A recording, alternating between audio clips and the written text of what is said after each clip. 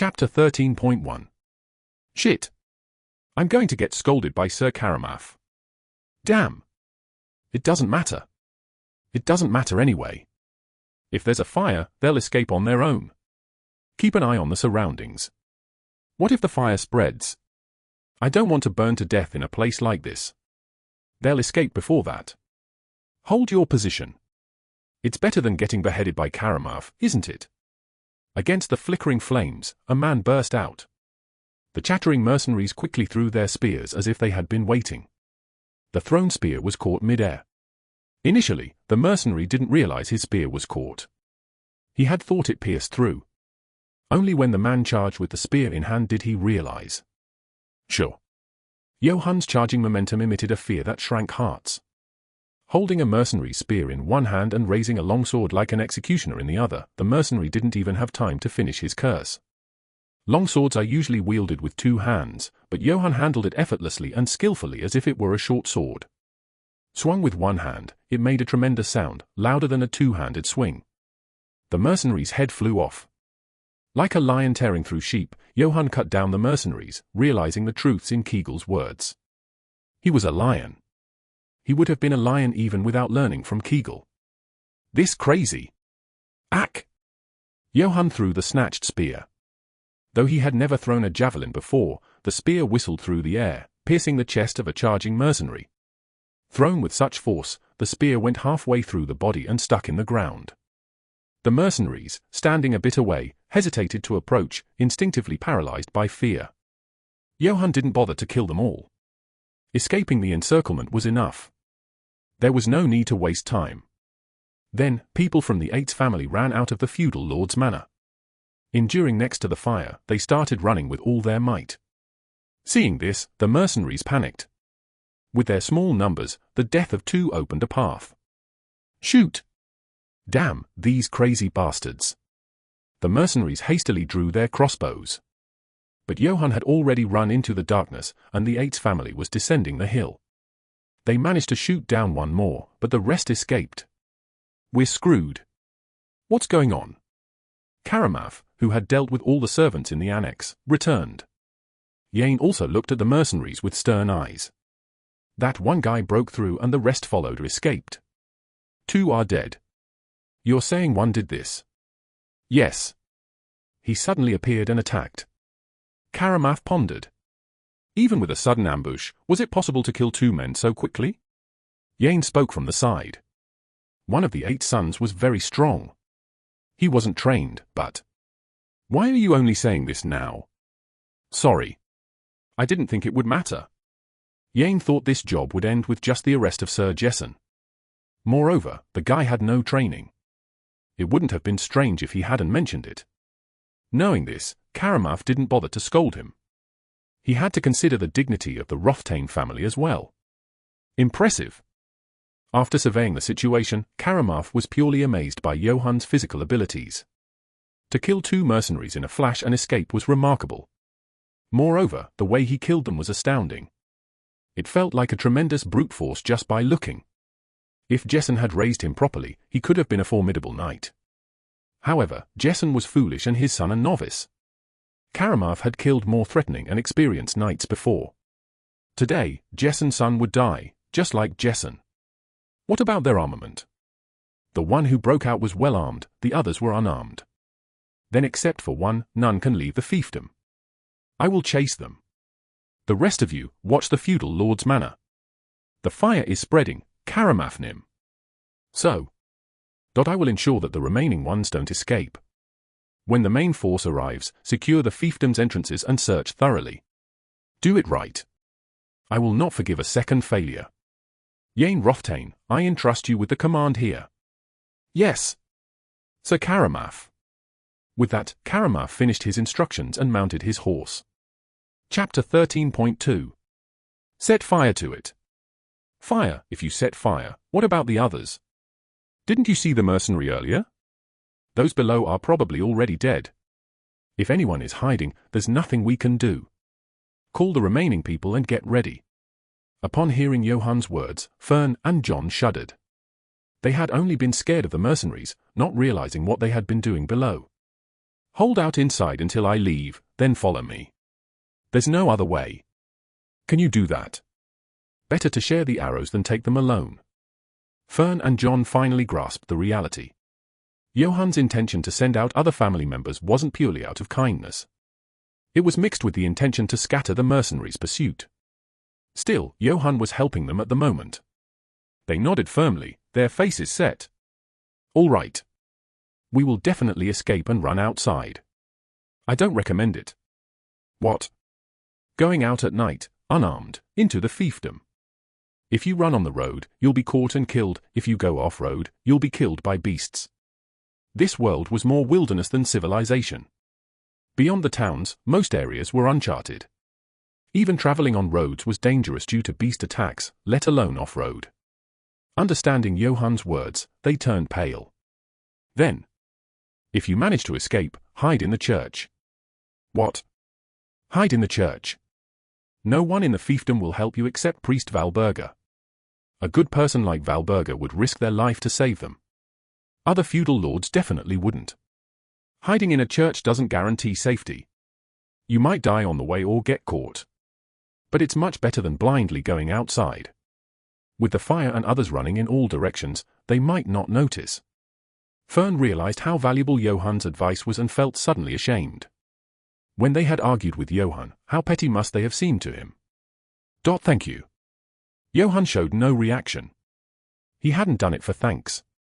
He had done enough for those he disliked, and now it was up to them. I'm going down now. Wait. Johan. What now? Johan looked at them, slightly annoyed. Apparently, the two had somehow secretly obtained a horse. Mills and other facilities in the fiefdom were owned by the feudal lord, and the miller had to be wary of the lord's sons. It was a good hiding place. Thank you. I'll make good use of it. We should be the ones thanking you. In the feudal lord's manor, such a commotion erupted and a fire broke out that it was impossible not to be heard in the village located just below the hill. The serfs were sticking their heads out with anxious faces, murmuring among themselves. On the main road, the sound of horse hooves and flickering torches approached, and the feudal lord's manor was ablaze. Normally, they would have rushed to extinguish the fire, but they hesitated. It seemed like something had happened. Help! The mercenaries! People of the Yates family, who barely escaped, grabbed the serfs begging for help or looked for the village chief. However, the serfs, screaming, went inside and shut their doors. The village chief, one step ahead, hid himself. The village chief, usually so obsequious, had quickly grasped what was happening. Karamaf, who rode down on a horse, swung his sword at everyone he saw, cutting them down. Eek! It's a knight! The already terrified villagers couldn't even raise their heads as Karamaf appeared. Listen, serfs! The Yates family dared to conspire with pagans to assassinate the emperor. If anyone dares to hide them, their entire family will be executed. There's one hiding here, sir. And no. Karamaf broke into the house, swinging his sword. The serf closed his eyes tightly. Karamaf then came back out and threw a silver coin to the serf, whose eyes widened. Those who help in finding the Yates family will be duly rewarded. Come out and chase all the Yates family members. Fear and greed awakened the villagers. Even the village chief, who had been hiding in a corner, came out and started holding a torch. Those trying to hide in the fiefdom or escape were also caught and brought in. Karamaf coldly observed the situation, confident that all the fleeing Yates family members could be caught. The serfs were thoroughly searching the fiefdom, and more mercenaries were coming from beyond. But Johan was different. He was armed and physically capable, able to flee into the forests or mountains under the cover of night. That would have been troublesome. Report if anyone sees this Johan. You'll be rewarded with silver. The serfs hesitated. Unlike the other 8 family members, Johan had treated them well. Karamaf noticed this and immediately beheaded a serf to dispel any hesitation. Fear was necessary to eliminate hesitation. Blood and fear splattered again. Do you want to die too? He went that way. The serf pointed towards a mill. Karamaf immediately turned his horse in that direction. That's a really good phrase. Johan brought up a horse, not a pack animal or a donkey, but a well-built warhorse. He finished preparing behind the mill. Now he had to escape at full speed. Johann Nim. Joseph. Johann was surprised by this unexpected person. He knew Joseph lived in a shack far from the village, being a gamekeeper, but why was he here? I heard the commotion and ran out. Dressed like that. Joseph seemed too prepared for someone who had come out in a hurry. It's never bad to be always prepared. Is that so? Johann realized Joseph was lying but did not press the matter. There was no time for that. Johann Nim. What's happening in the fiefdom? It's an attack. I have to flee too, so there's no time to explain. Johann Nim. Head for the forest. Run a different path. I've set traps on the usual forest path. Johann understood. Joseph too had plans to escape if necessary. Otherwise, there was no reason to set traps at such a time. Chapter 14.1.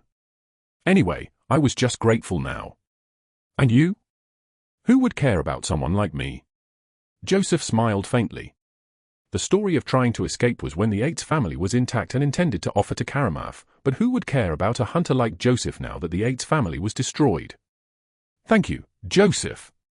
If someone asks, just respond appropriately. I don't mind. Yes. I will do that. Joseph answered, enduring something tickling his throat. He had lived his life despising nobles, but the young knight before him had a compelling presence. He made Joseph feel it wouldn't be regrettable even to sacrifice his life for him. I was both regretful and amazed at myself. I hope we can meet again someday. I feel the same. After bidding farewell, Johann turned his horse and ran into the forest, quickly hidden by the darkness. Left alone, Joseph looked around to assess the situation. Suddenly, the sound of horse hooves thundered. Startled, Joseph looked up. Karamaf, having regrouped with the main force, was looking down at him from his horse. Have you seen Johann Yates? Yes. It wasn't a question, but a confirmation. The mercenaries on horseback exuded a beast-like aura, and Karamaf, expressionless, constricted hearts with just his gaze. Joseph instinctively realized. If he lied, he would die here. Where did he go? South down that road. Thinking about it, anyone fleeing would have headed downwards, especially a noble, towards the road connecting to the ancient Empire Highway, located below the Black Forest and past the mill stream. The mercenaries didn't seem to suspect Joseph's lie, suggesting to Karamaf. You're Karamaf Nim, we can catch him if we chase now. How far could he have run by now? Instead of responding, Karamaf stared intently at Joseph, as if trying to see through his eyes into his heart. Joseph pretended to tremble, avoiding Karamaf's gaze. Joseph had no regrets. Even if he died here, it was his choice. It was better to die for Johann than to help someone like Karamaf. Let's go. We'll chase him. Karamaf turned and led the mercenaries downhill. Joseph took a deep breath, feeling sweaty. This fiefdom too, only until today. It didn't seem like his lie would be exposed, but if they couldn't find him, he could be blamed. He had to escape as quickly as possible. Fortunately, he was a skilled hunter, very familiar with the geography of the forests and mountains, and knew how to escape through them. It was easy for him to slip past the indifferent mercenaries and flee. Hey, Joseph! Are you also looking for the nobles? Serfs holding torches appeared. Joseph smiled slyly and nodded. Let's search together. It's reassuring with you around. If anyone swings a sword, let's shoot them. Oh my. Is it really okay to shoot? Didn't you see Karamaf Nim kill someone earlier? And he paid us in silver right away. Joseph blended in among the serfs. Being among them meant he wouldn't be suspected even if he went a bit far. Next, he planned to sneak away with an excuse and escape. Keep pursuing them. Yes. Are you returning, Karamaf Nim? No. I'll search elsewhere. The mercenaries were puzzled but didn't question further. They just had to follow Karamaf's orders. Find him at all costs. I'll put a gold reward on it. The mercenaries, excited by the unexpected fortune, gripped their weapons tighter, their breath heavy with desire. We will certainly capture him. After sending the mercenaries, Karamaf didn't return to the town. He changed direction and headed towards the forest, the same black forest from where mercenaries returned after encountering wolves. Karamaf kept his suspicions to himself. But something unnerved him. Choosing the dangerous forest over a safe path seemed foolish, yet Karamaf was drawn to the forest as if enchanted. He was a cool-headed knight but didn't ignore the signals his intuition sent. Chapter 14.2. There were two paths in the Black Forest. The first was well known to most. It started at the forest entrance, narrow and rough but passable. It was the path the mercenaries took when they went wolf hunting. The second path was known only to hunters Joseph and Johann. It was barely a path, covered with dense bushes and invisible soil. However, Joseph found this path useful for traveling through the forest. Nobles would have thought him mad for suggesting it, but it was a convenient shortcut when he was alone. Johann also naturally learned this path. Since there was no distinct path, the second path was marked by signs Joseph had left on trees. Following these signs was the shortcut. Joseph had mentioned setting traps on the first path in case he needed to escape. Surely, if a pursuer followed, it would be there. Johann raced down the second path. His horse snorted in annoyance at the bushes hitting its face but didn't stop. Then, a horse's neigh echoed from afar. Johann flinched. Hearing a horse in this forest meant only one thing. The pursuer had fallen into Joseph's trap. Johann quickly dismounted and pressed his ear to the ground, a hunter's wisdom. This way, he could detect even distant movements. The sound didn't seem like that of a mercenary group. If mercenaries were pursuing, there should be sounds of at least 10 or more. A face flashed through Johann's mind. At the same moment he felt something being triggered. The image that flashed through Karamaf's mind as a small crossbow bolt whizzed by was the face of the hunter. That oddly irritating expression. There was no guarantee that this trap was set by him, but Karamaf was certain. That was enough. Karamaf powerfully swatted away the incoming bolt. There was no need to catch it. The armor he wore could not be penetrated by traps meant for mere beasts. However, Karamaf had underestimated Joseph too much. After all, a seasoned hunter like Joseph wouldn't target well-armed mercenaries. A sound came from below, and a horse neighed. Karamaf's complexion changed. His beloved horse had fallen victim to the trap. It was a trap targeting the legs, not covered by the horse's armor. Triggering the rope would shoot the person above while simultaneously targeting the horse's legs. It was a double trap aimed at the horse.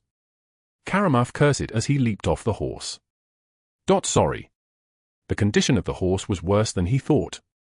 A foul smell rose from the wounded area, and its color had changed. Karamaf gritted his teeth. That insignificant hunter dared to harm his horse. To a knight, a horse was a comrade and partner. Even 100 lives of a serf wouldn't suffice in compensation. And with the fall, its leg was completely broken. Recovery was impossible. Even if there was a way, it couldn't be taken out of the forest. Karamaf beheaded the horse. It was the least he could do to end its suffering. The cold eyes of the elf knight blazed with fury. He had been calm even when killing Sir Jesson, but this incident had truly enraged him. I give up the pursuit. He didn't know if anyone had escaped into the Black Forest, but he could no longer chase.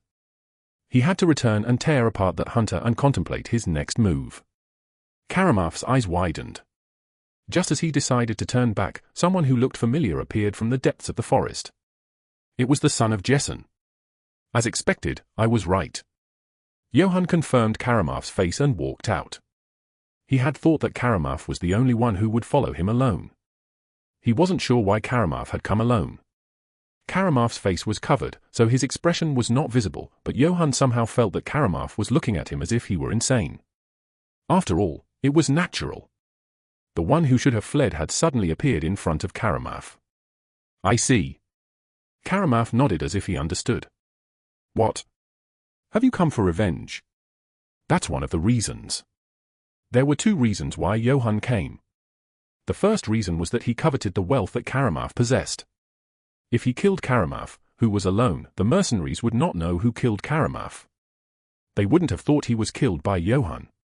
Perhaps they would suspect a monster.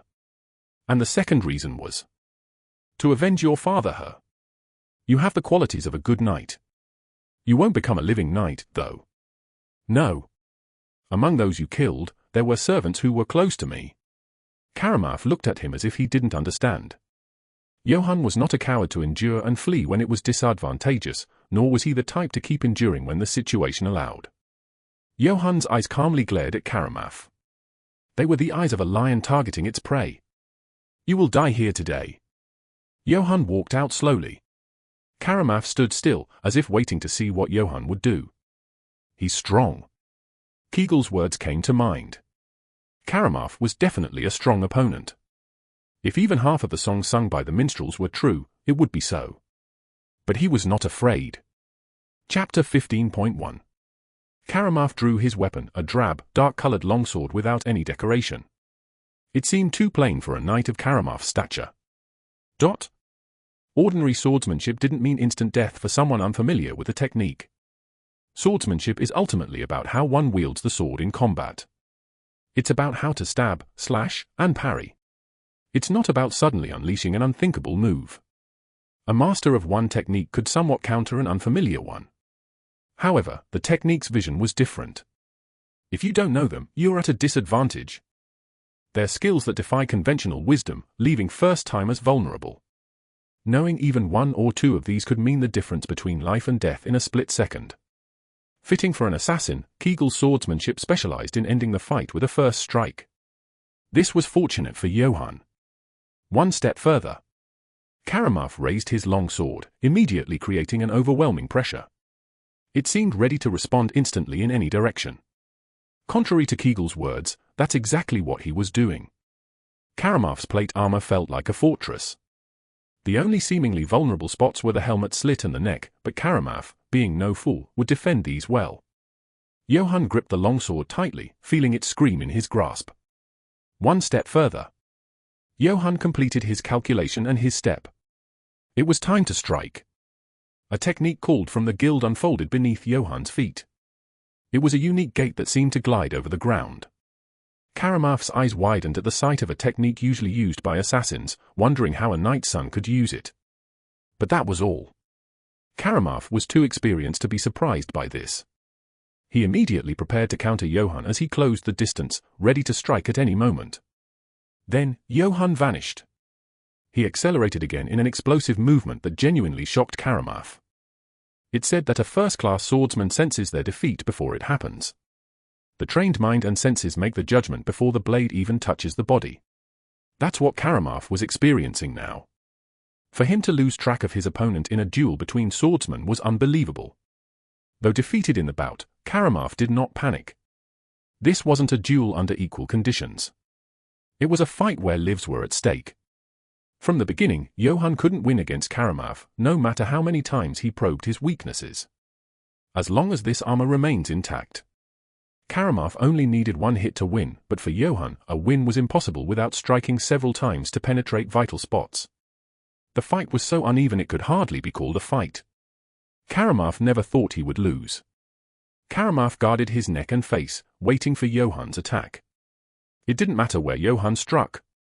The moment he did, his feet would be stopped, and Karamaf's counterattack would begin. There was a heavy sound of air being sliced.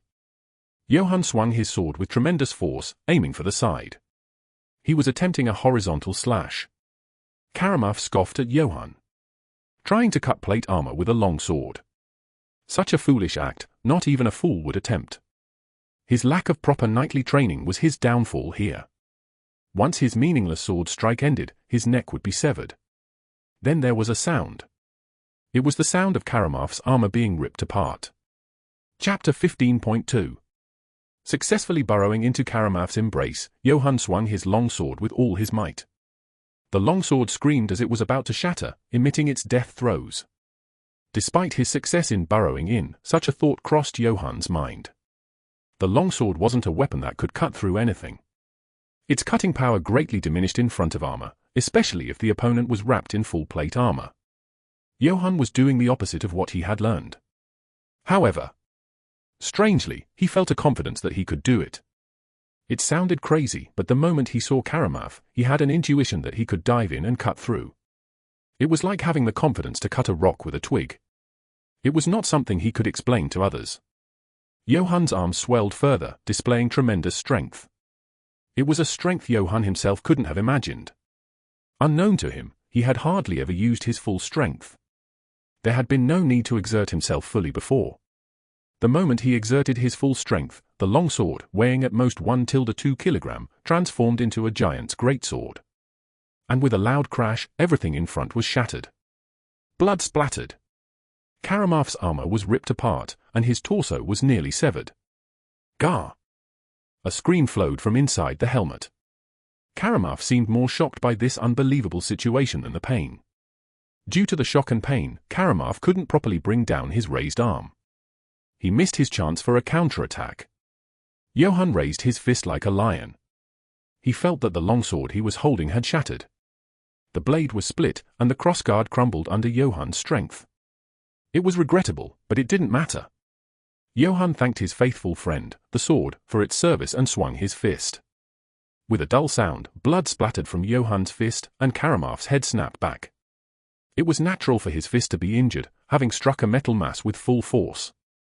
However, such an attack was enough for the wounded Karamaf. He dropped his weapon and fell backwards. Johann quickly climbed on top of Karamaf. To a swordsman, martial arts were as important as swordsmanship. Honestly, Johann was more confident in grappling or martial arts than in swordsmanship. He had trained to the bone in them even before coming to this world. Johann grabbed Karamaf's helmet with both hands and exerted strength. With an unbelievable sound, the helmet made of unknown metal tore apart. Then, a cold-faced elf was revealed. Handsome but blooded, he glared fiercely. Karamaf spat out blood and growled. Did Jessen give birth to a monster? You're one to talk, coming into someone's fiefdom, killing, and burning everything. How on earth did the ancient empire's arm? Enough, die, elf. Johann had no intention of talking to Karamaf for long. His fist struck down on Karamaf's face. Even a great knight like Karamaf couldn't withstand such an attack in an unprotected state. Karamaf, counted among the finest knights of the Holy Empire. It was a disappointingly anticlimactic end for such a knight. As if to confirm the kill, Johann repeatedly pounded Karamaf's face. The head was smashed beyond recognition. Phew! Only after cutting off the opponent's breath could Johann finally take a breath. Then the muscle pain and fatigue rushed in. It was due to exerting full strength. The fight had ended quickly, but the burden Johann felt was no joke. He had plunged in, keeping every nerve in his body sharply focused. What do I do now? Johann looked down at what was once Karamaf, muttering to himself. He hadn't realized during the fight, but after it, he felt a great sense of loss. Karamaf's plate armor was ruined, with a shattered breastplate and a torn helmet. It was certainly unwearable now. The plate armor was obviously associated with its owner. If Johann wore it or tried to sell it, he would likely face serious trouble. So, what to do? If he disposed of the body in a corner of this forest, nobody would know Karamaf's whereabouts. Who would suspect that Karamaf had been killed by Johann? There might be some commotion for a while, but it would settle down if they couldn't find him. Then, no one would be pursuing Johann. The Eights family was already finished. Who would continue chasing after one son? Here in the Empire, the organization and administrative power were not particularly strong. Even the emperor was more like a powerful feudal lord with special privileges than a true emperor. He had little power over those not directly under him. There was neither the capability nor the reason to continue chasing any possible survivors of the Eights family. Johann spat and ground his teeth against the emperor he had never met. It was hard to fully understand from what he had heard. But he could guess that the Eights family had been unfortunately framed for something. Sir Jessen had been seeking other nobles to make feudal contracts. He would fight when needed and, in return, receive land or money. A knight's feudal contract was similar to a mercenary agreement. It might have been better to gain a few more lords and rise in status than to manage a hopeless fiefdom. There was no rule that feudal contracts had to be one-to-one. If capable, serving multiple lords was possible. Had that angered the emperor? He neither knew nor needed to know. After all, Johann was now planning to flee, abandoning the name of the Eights family. Johann began to dig. He was burying Karamaf. You again? Johann turned his head with a weary look. There was the Black Wolf. Chapter 16.1. Come if you dare. Johann picked up Karamaf's long sword instead of his broken one. It was admittedly a bit uncomfortable, but better than wandering weaponless. Moreover, unlike the plate armor, Karamaf's longsword was ordinary and unremarkable, likely to go unnoticed by most. However, the Black Wolf did not attack. It lowered its head and approached slowly.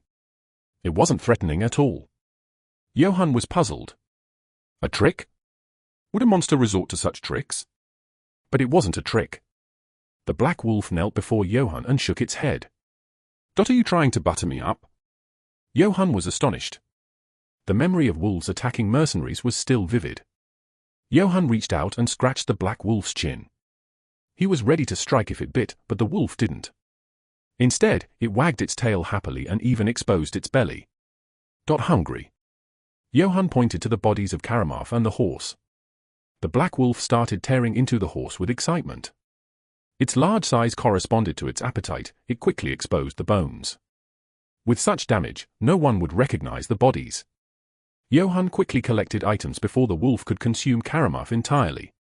A long sword, a silk pouch containing 6 Empire gold coins and 20 silver coins, almost forgetting his grudge against Sir Karamaf, and a ring bearing a family crest. It was a modest yet luxurious haul. Johann clutched the pouch tightly. It was more money than he had ever owned. Empire gold coins were roughly equivalent to 20 silver coins. Additionally, Empire silver and gold coins were highly trusted, usable throughout the Empire and even in other kingdoms. The family crest ring. It would be a dead giveaway, even more so than the plate armor. Johann pondered burying it too, but eventually kept it, thinking of future uses. Having finished thinking, Johann approached the plate armor. Its shattered and torn state was pitiable. As he tried to remove the plate armor from the body, exerting force, it moved as if alive. The fastenings whirled around and released on their own. Though Johann didn't know in detail how Earth people wore plate armor like plate armors, he knew this wasn't the usual method. Such technology would be several times more convenient than the real thing. The armor fitted itself to the body and loosened on command, even adjusting its size to fit. Still functioning despite being split and torn. Johann buried Karamaf's armor and left markings only he could recognize. While wooden markings were temporary, stone ones were permanent. Johann finished his task and wiped the sweat from his forehead. The gaze of the black wolf was palpable. It drooled over the sight of Karamaf's corpse. "Don't want to eat this too?" It was evident that the black wolf understood speech. It promptly bit into Karamaf, devouring it. Its appetite was so great that only bones remained. Johann could tell that this black wolf was unusual, even if he didn't know how well wolves generally ate. It was uncommon for only bones to be left so cleanly in just a few minutes. They had already eaten the mercenaries. What difference would it make? Johann asked the black wolf. I hope you haven't attacked the serfs in that town. It's okay to attack those iron-smelling mercenaries, though. Do you really understand what I'm saying? Instead of answering, the black wolf licked its front paw. Johann frowned and then stood up. Chapter 16.2. When the task was finished, the sun was rising. Sunlight began to shine into the forest.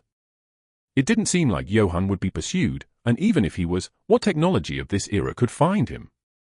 Once Johann changed his name and settled down, it would be practically impossible. A little further to the west was the Erland's kingdom, and descending the Great Dwarf Mountains to the south, there were free cities outside the Emperor's influence. I would rather fight armed soldiers than climb a freezing, snowy mountain barehanded. I didn't want to die in an avalanche or by falling. The ancient Empire's highway, maintained for over 1,000 years, was a lifeline and a guidepost for travelers across the continent.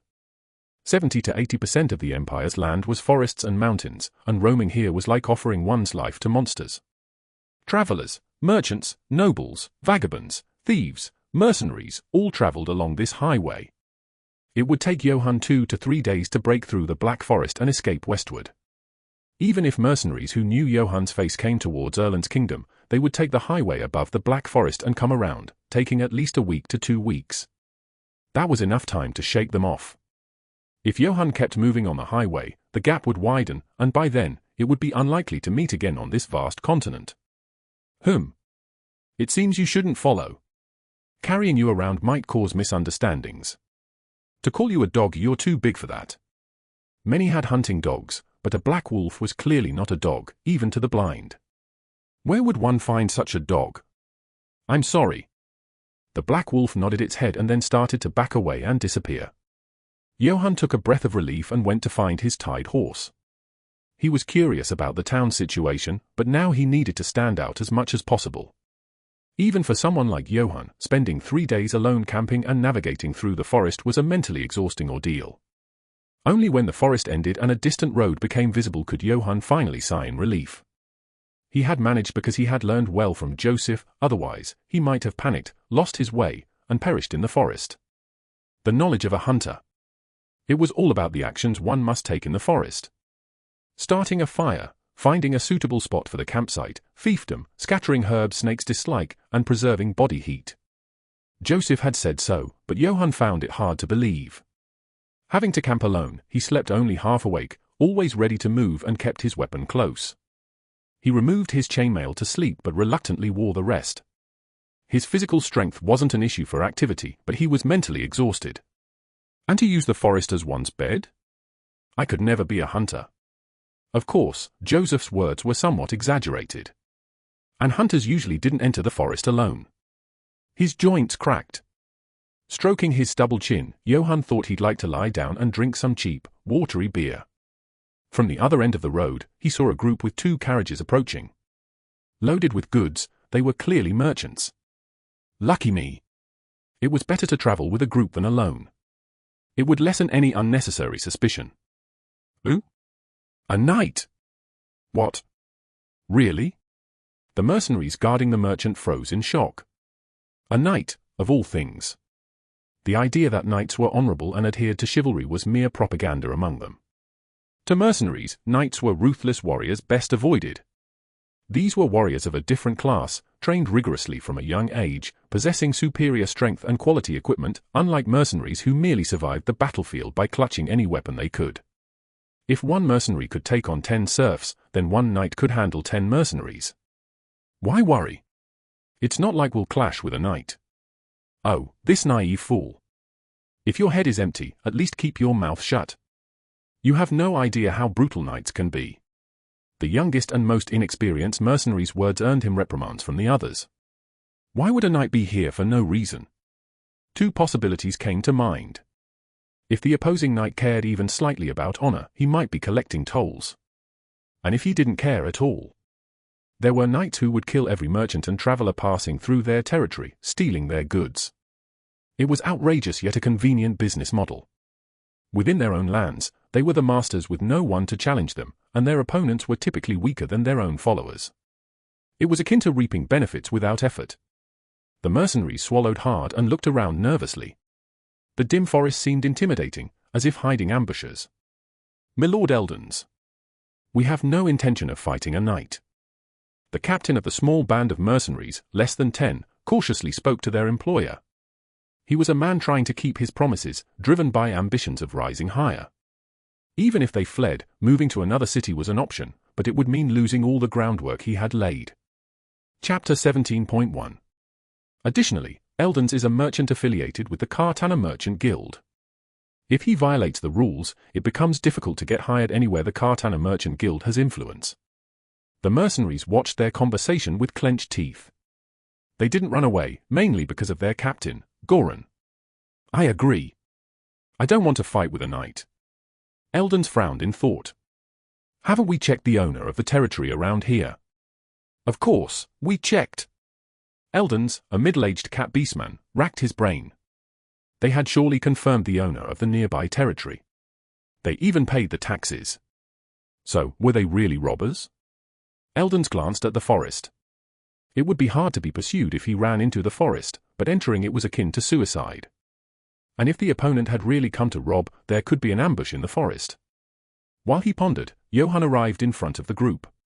The mercenaries gripped their weapons tightly, ready to flee in all directions if the situation escalated, money and reputation be damned. "May the divine's blessing be with you." "From which noble family do you hail, sir?" "May the divine's blessing be upon us." "I am Johann of the Yates family." Johann changed the name of his family. He altered the spelling of Yates to Yates. After all, there were many small and insignificant families on the continent, so no one would know if he claimed a fake family name. "Ah. I see."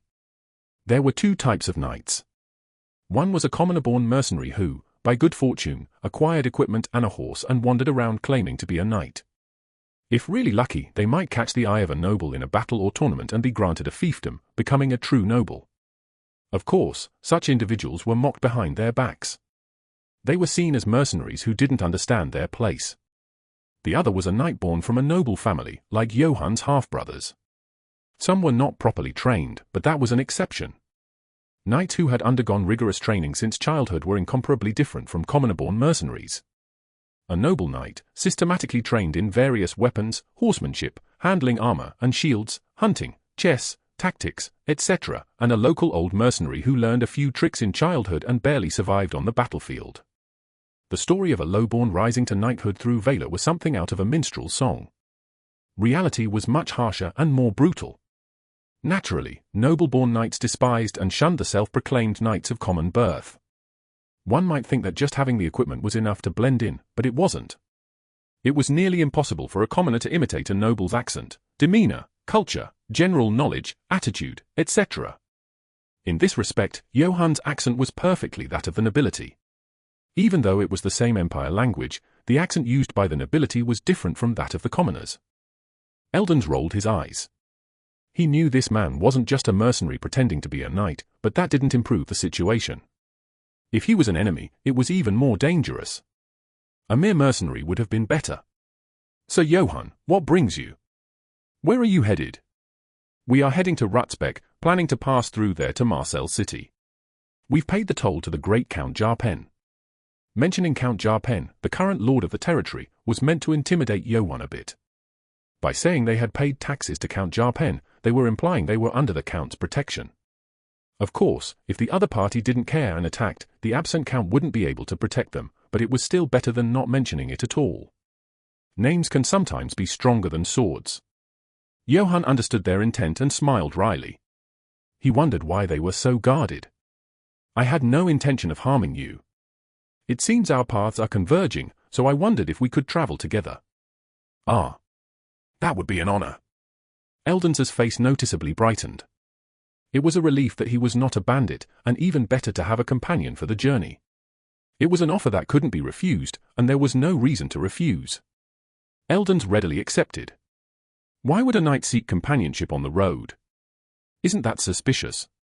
"What will you do if you're suspicious, asshole?" "Shut up and stay quiet.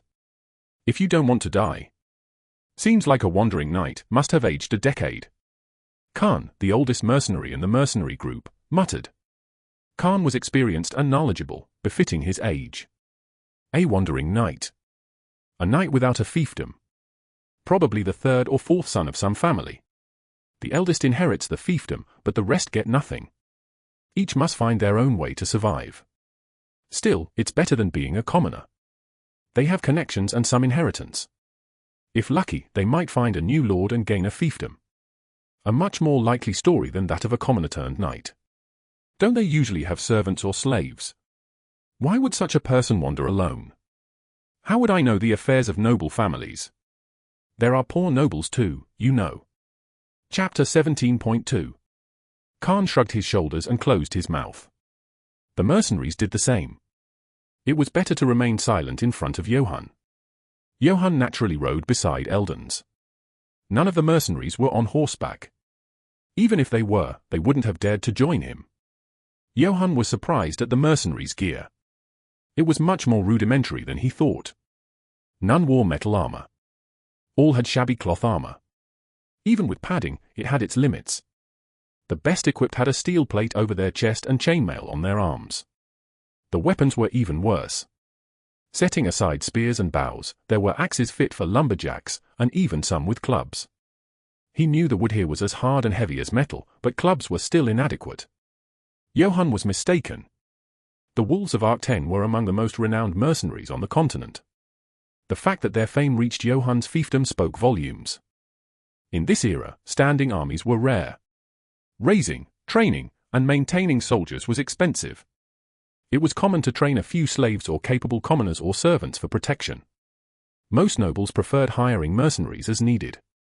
And a feudal lord of high rank always had mercenaries on hire. The wolves of Arc 10 were elite, even employed by the emperor. Their equipment and weapons were far superior to those of ordinary knights. Among the mercenaries available, Gorant's group was decent. Except for the novices, all had combat experience.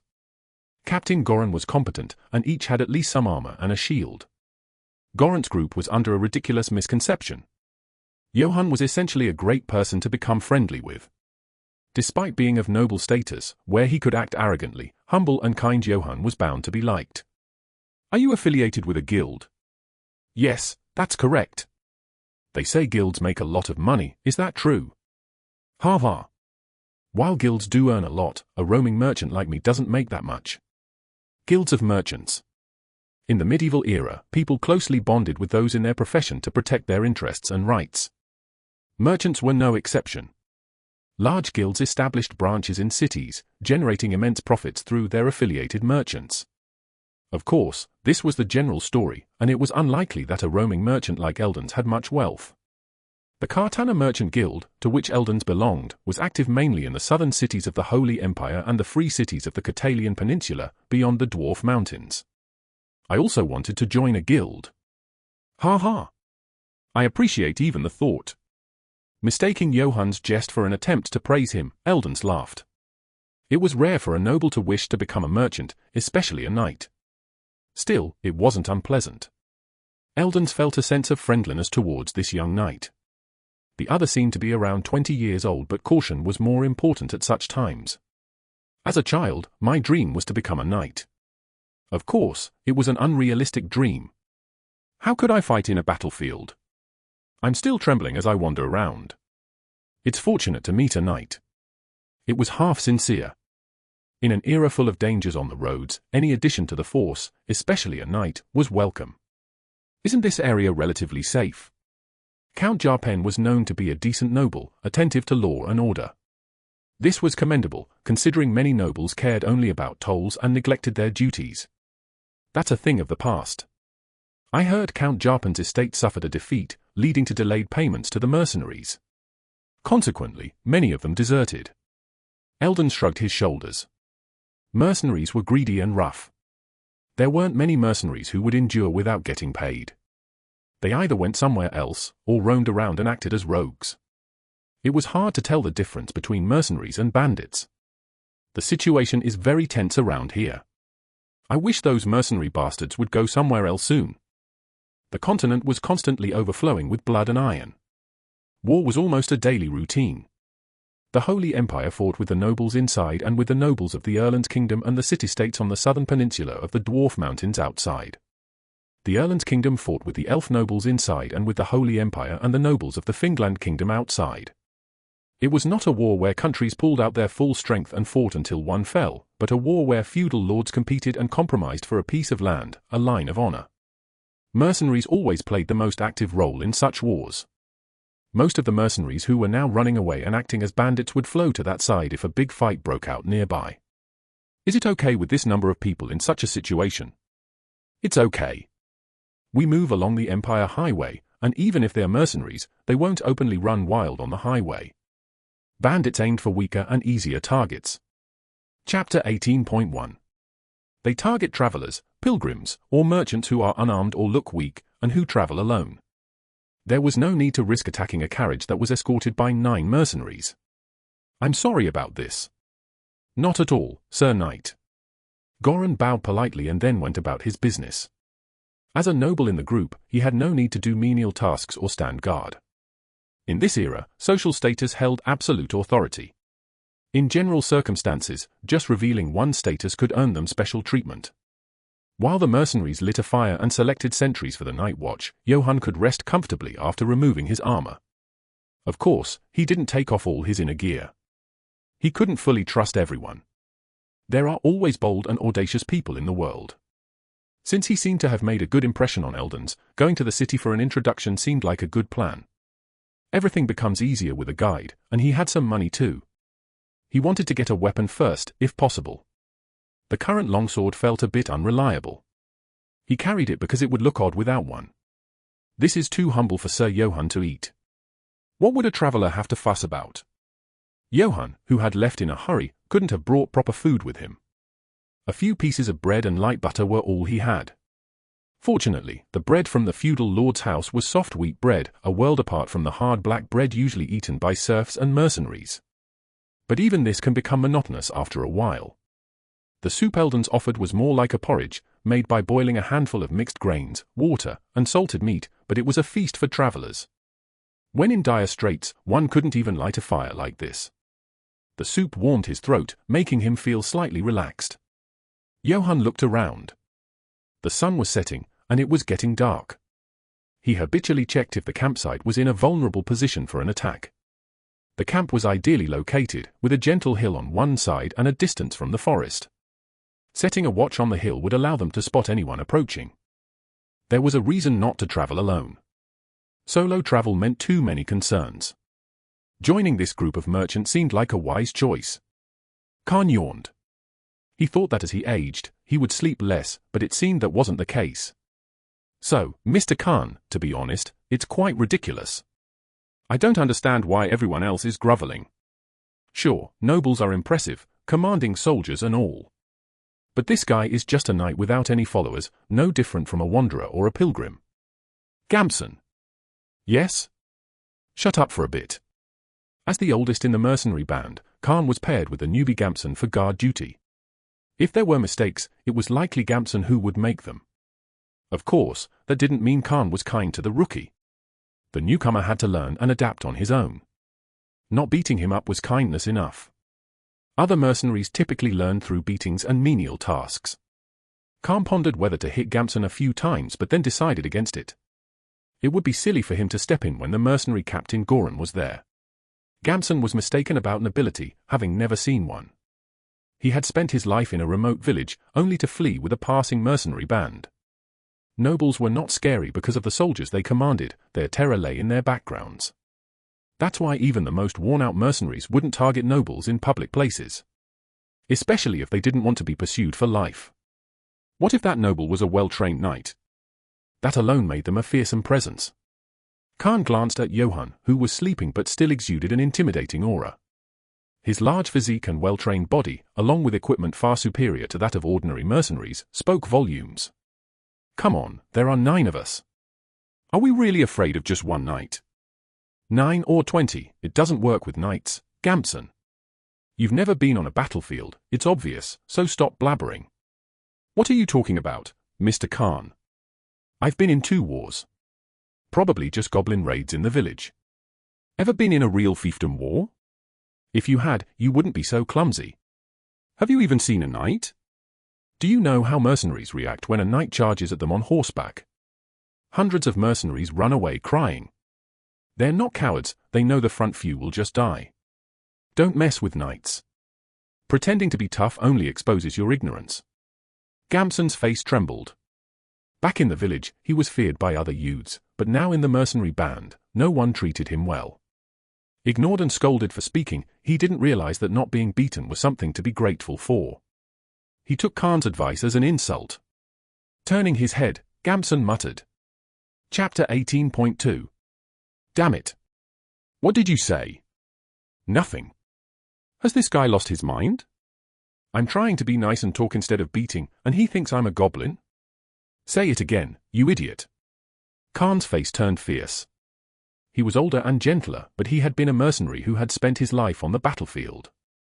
He wouldn't stand for some blood-stained youngster arrogantly climbing up.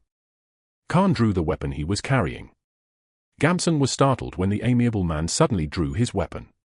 But he couldn't back down here. He also picked up a club. Khan's expression then turned cold.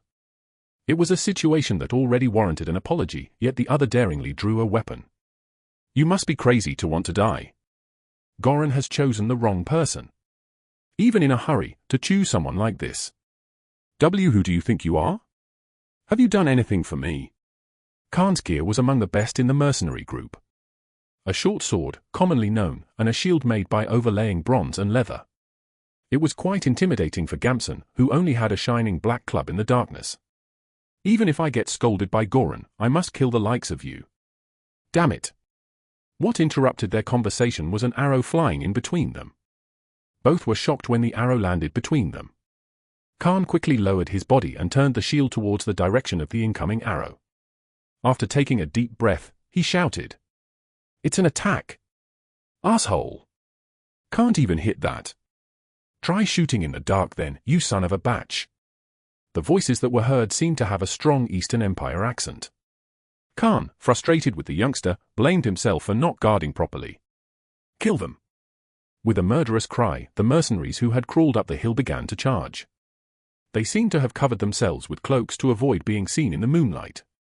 Khan tried to quickly assess the number of enemies. How many enemies were there? How many allies had awoken? "Ah! You bastard!" Seeing Gamson scream and run down the hill, Khan was astounded. He couldn't believe someone would run away without even swinging a weapon. The enemies lit a fire, thinking they were already discovered. This allowed Khan to make out their outlines roughly. The sound of metal clashing was heard. The enemy had reached Khan and struck his shield. Two mercenaries attacked Khan, who braced himself. He blocked with the shield on his left and slashed at the right one's leg with his short sword. Cough! Blood splattered, and the posture of the right one collapsed. Khan relentlessly stabbed with his short sword in the darkness. "You bastard!" The enemy on the left, wielding a club, struck the shield hard, causing Khan to lose his balance. The shield spun and flipped over when hit on the edge. "Mr. Khan!" With a whoosh, an arrow struck the enemy's shoulder. The enemy screamed and tumbled down. Allied mercenaries rushed up the hill to help. The enemy hesitated as they were temporarily outnumbered. The battle paused for a moment. The enemies couldn't come up the hill, and Goran's mercenaries didn't dare to attack first, outnumbered and caught by surprise. However, Goran's side was at a disadvantage. The enemy was numerous and began to surround the hill. It was clear that an attack would begin again once they all gathered. "Where are you guys from?" Goran shouted. The opponent only glowed with their eyes and did not respond. "You must know this is Count Jarpan's territory. You are violating the laws of Count Jarpan's state right now." The opponent still did not respond. If they were the type to be shaken by this, they wouldn't have attacked in the first place. Goran clenched his teeth. "If you continue to fight, we will fight to the end. Are you prepared for that?" Bandits often retreat when they find the opponent too tough. However, the enemies approached even closer. The hands of a mercenary with a bow trembled. "What shall we do? We are already surrounded. Get ready to fight shoulder to shoulder. Running away is..." At that moment, a scream erupted. It was not from Goran's mercenary group but from the attackers. The first to react to the attack was Johann. Precisely, he woke up just before the attack started. The murderous intent of the enemies had stimulated Johann's instincts. Johann wondered if he had been too complacent. He thought they wouldn't follow since Karamov had disappeared. Johann quickly put on his helmet. There seemed to be no time to don chainmail. Fortunately, it seemed the mercenaries would attract the attention.